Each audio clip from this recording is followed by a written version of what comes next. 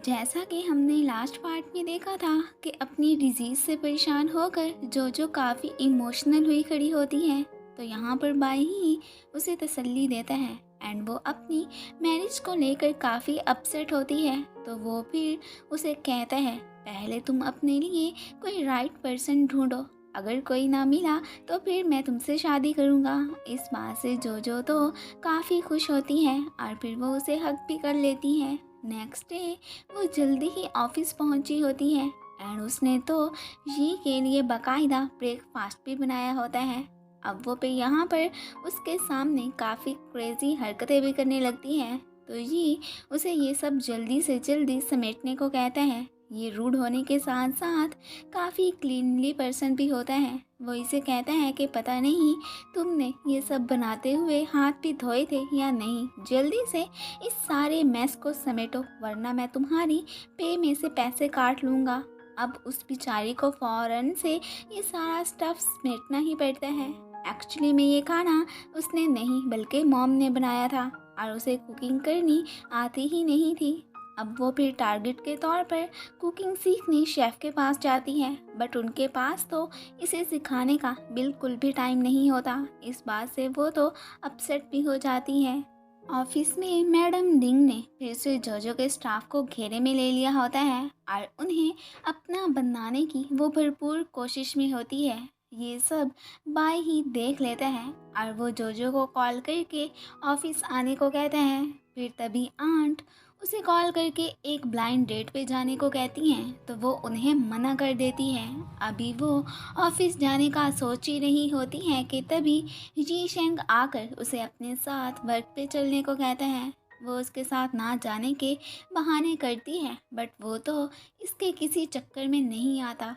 फिर रास्ते में वो टॉयलेट जाने का बहाना बनाकर अपने ऑफिस वाली प्लेस पर गाड़ी स्टॉप करवाती है और फिर ऑफिस पहुंचकर वो अपने स्टाफ को फिर अपने साथ आने को कहती है। यहाँ पर स्टाफ को तो उससे डांट भी पड़ जाती है कि तुम लोग अपना वर्क छोड़कर उसके चक्रों में कहाँ आ जाते हो, और फिर उनके ज़िम्मे उनके हिस्से का वर्क डालकर वो फिर वहाँ से जाने ही लगती है कि रास्ते में उसका फिर डिंग से आमना सामना हो जाता है। वो इससे इस बात पर आर्ग्यू करती है कि तुम्हें तो मैं कभी भी तुम्हारे गोल को अचीव नहीं करने दूंगी, और इस बात पर इन दोनों में फाइट भी स्टार्ट हो जाती है जो कि काफ़ी फनी भी होती है।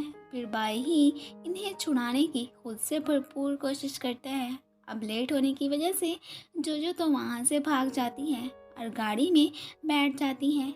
इस फाइट की वजह से डिंग का तो हुलिया ही काफ़ी ख़राब हो गया होता है। अब यहाँ पर वो तो रात को बाय ही के साथ बार में जाने का डिसाइड करती है।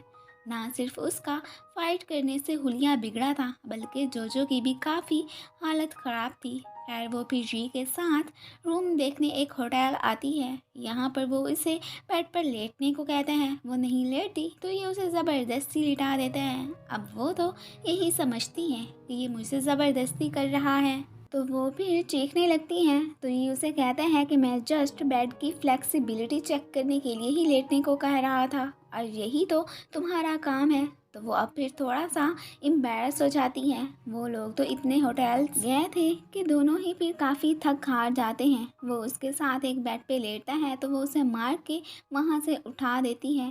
अब बाद में वो इसे अपने साथ उस प्लेस पर लेकर आता है जहाँ पर जोजो ने इसकी हेल्प की थी, ताकि उसे याद आए कि वो दोनों पहले भी मिल चुके हैं। बट जोजो तो वो वाला इंसिडेंट भूल चुकी थी, उसे तो कुछ भी याद नहीं था।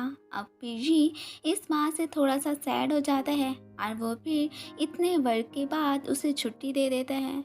दूसरी तरफ बाई ही और डिंग एक बार में आए होते हैं। यहाँ पर बाई ही तो उसे जोजो के साथ यूं रोज़ रोज़ फाइट करने की बजाय कोलैबोरेट करने को कहता है, बट वो तो बिल्कुल भी इस बात के हक में नहीं होती। एंड फिर बाद में बाई ही को ये भी पता चलता है कि डिंग का तो एक हैंडसम और काफ़ी रिच बॉयफ्रेंड भी है और वो यहाँ पर इनकी फ़ोटोज़ भी बना लेता है।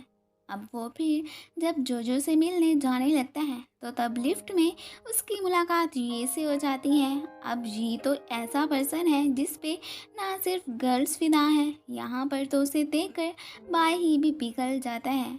और फिर उसकी हरकतें देखकर ये तो काफ़ी इरिटेट होता है और वो वहाँ से जाने की करता है। अब फिर जोजो से ये का पूछने पर उसे पता चलता है कि ये उसका न्यू बॉस ही है। खैर फिलहाल तो वो मॉम और शिंग के साथ मिलकर जोजो के लिए कोई बॉय सिलेक्ट करने लगता है। इन्हें जोजो के लिए ऐसा लड़का चाहिए था जो ना सिर्फ हैंडसम हो बल्कि केयरिंग भी हो। अब फिर अपने रूम में आकर वो तो अपने एक्स बॉयफ्रेंड की यादों में खो जाती है जो कॉलेज लाइफ में उसकी बहुत केयर करता था और वो जोजो से बहुत लव भी करता था। अब इनके बीच ब्रेकअप क्यों हुआ था उसके बारे में हमें फ़िलहाल कुछ नहीं बताया गया। नेक्स्ट डे जोजो फिर से ये के लिए ब्रेकफास्ट लेकर गई होती है और साथ में ब्रांडेड इंग्रेडिएंट्स का सर्टिफिकेट भी दिखाती है कि ये सब खालिस है। उसकी इन बातों से और क्रेजीपन से ये स्माइल भी करने लगता है जो कि माँ बहुत अच्छे से नोट कर लेता है।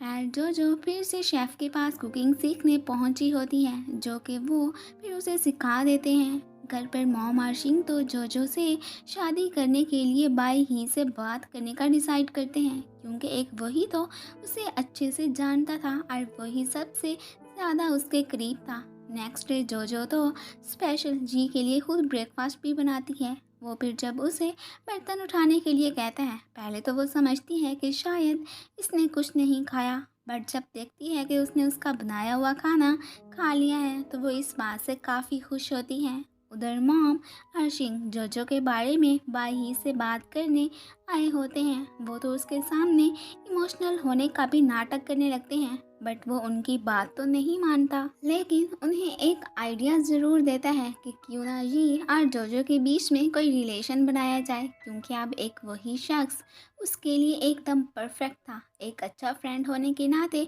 वो जोजो को खुद से भी बेस्ट जीवन साथी प्रोवाइड करना चाहता था।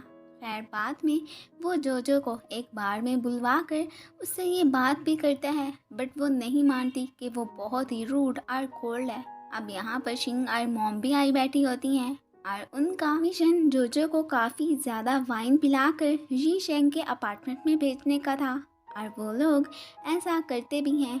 अब जोजो को ड्रंक देखकर जी तो पहले जाके उसके अपार्टमेंट की बेल बजाता है बट वो तो आगे से जानबूझ के डोर ओपन ही नहीं करते। अब फिर जोजो पहले ही क्रेजी होती है वाइन पी के तो उसका और ज़्यादा दिमाग घूमा हुआ होता है। वो ज़बरदस्ती उसके अपार्टमेंट में घुस जाती है और फिर अपनी शर्ट उतार कर उसके बेडरूम में चली जाती है। अब फिर ये जब उसे इस हुलिये में अपने बेड पे लेटा देखते हैं तो वो काफ़ी शॉक होता है और इसी के साथ ही ये पार्ट ख़त्म हो जाता है। Thanks for watching and guys, अगर आप लोगों को मेरी वीडियो अच्छी लगती है तो प्लीज़ इसे लाइक शेयर एंड कमेंट भी कर दिया करें। Thank you.